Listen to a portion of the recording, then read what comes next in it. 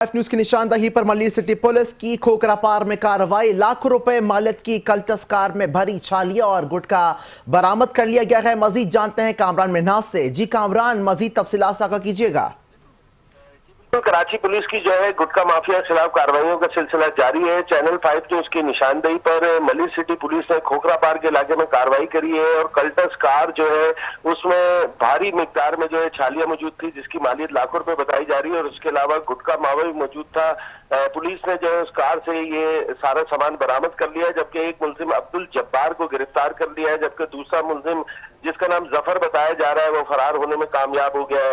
Police ने फौरी तौर पर जो है कार्रवाई के बाद जो है इसके मुकदमे का अंदराज भी करना शुरू कर दिया है। कुछ ही देर में जो है ये मुकदमा भी दर्ज कर लिया जाएगा।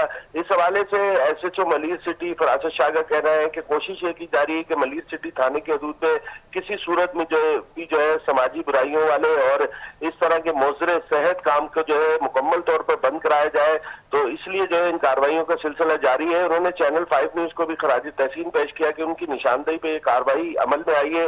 पुलिस का कहना है कि मुलजिमान गिरफ्तार हो गए। मुकदमे के अंदराज के बाद इनसे तफ्तीश की जाएगी और मुमकिन तौर पर मुलजिमान के जो सरपरस्त है और इस काम में जो लोग मुलविस हैं उनके खिलाफ भी जो है कानूनी कार्रवाई की जाएगी।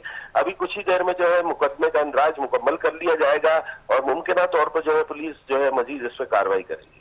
ठीक है कामरान, तफसीलन जगह करने के लिए शुक्रिया।